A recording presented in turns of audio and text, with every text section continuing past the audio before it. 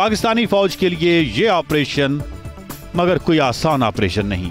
मशरकी और मगरबी पाकिस्तान के बीच में भारत हाइल है, जिसने पाकिस्तान का फिजाई रास्ता भी बंद कर रखा है। PIA के जरिया श्रीलंका के रास्ते से पाकिस्तानी फौज के ताजा दम दस्ते ढाका पहुंच तो जाते हैं, लेकिन जरूरत पड़ने पर मजीद कमक और रसद का मुहैया होना महाल है। यही नहीं, जैसे ही फौजी ऑपरेशन शुरू होता है, पाकिस्तानी फौज पर खौफनाक इल्जामात की बौछार हो जाती है।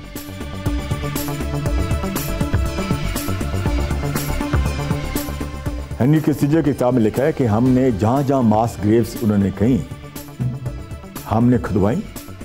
यूनाइटेड नेशंस वाले गए, एक ग्रेव में 20 आदमी सिर्फ मिले, जिसमें यह नहीं था कि उसको पाकिस्तानी फौजों ने मारा है या मुक्ति बहनियों ने उनको मारा है। ये जो मिलियंस के मतलब उन्होंने कहा था, ये टोटली एक फेक था।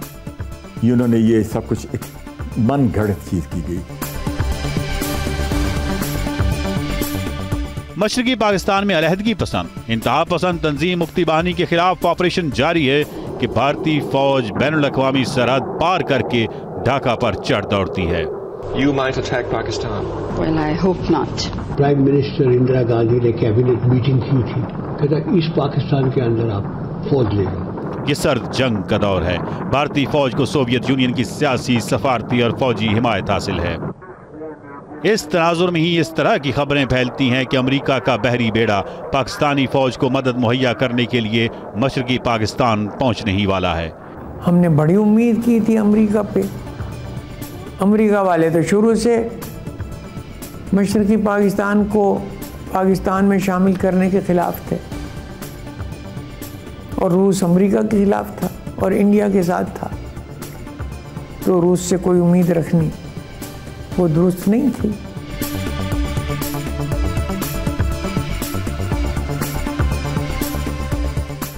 मशरकी पाकिस्तान में पाक फौज को बड़े कठिन हालात का सामना है। एक तरफ उसे भारतीय फौज से मुकाबला दरपेश है, तो दूसरी तरफ मुक्ति बाहिनी इसके दरपे है। मुस्लिम लीग और पीपल्स पार्टी का यहाँ सिरे से कोई वजूद ही नहीं।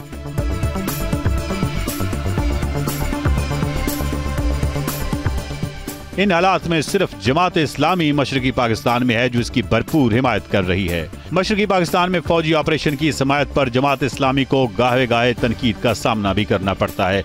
मशरकी पाकिस्तान के अंदर से ही ये आवाज़ मुनज़्ज़म हुई कि कौमी सलामती के लिए, पाकिस्तान को बचाने के लिए, पाकिस्तान को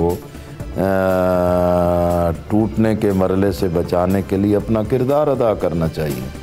इसलिए जमात इस्लामी ने तो कौमी सलामती की जंग लड़ी। भारत की मुदाखलत के मुकाबले में पाकिस्तान को एक रखने के लिए अपना किरदार अदा किया।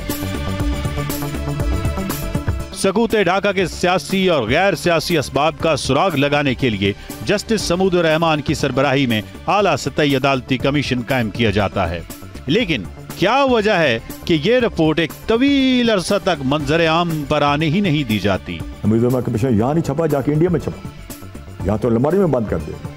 फैक्ट्स क्यों नहीं सामने लाए? हमारे बच्चों को जो उसमें पैदा भी नहीं होते, उनको पता होना चाहिए कि ईस्ट पाकिस्तान और वेस्ट पाकिस्तान ये एक मुल्क था। कायद-ए-आज़म की क़यादत में ये मुल्क हमने आज़ादी हासिल की, और इसको 20-25 साल के बाद इसको 2 लाख कर दिया गया, और किसी को जिम्मेदार नहीं ठहराया, किसी को सजा नहीं मिली। मेरे खिलाफ कोई चीज़ हो, मैं उसे क्यों छापूंगा? अब हुक्मरान जो है, रियासत जो है, एक तो जो कुछ करे जायज़ होता। तो ये कमीशन बनाया था, वो थोड़ा सा अरसा मिला था, उन्होंने आज़ाद हो के कुछ लिख दिया, फिर हमने उसे छुपा लिया।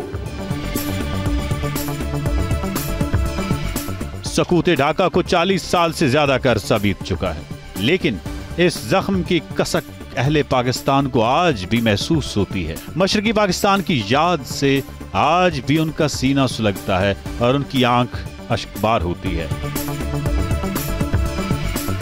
लेकिन सवाल यह है कि सानिया अजीम से हमने, हमारे कायदीन ने या हमारी सियासी जमातों ने क्या कुछ सबक सीखा है, या तारीख के चौराहे पर गाफिल खड़े हम फिर किसी अलमिये के मुंतजिर हैं?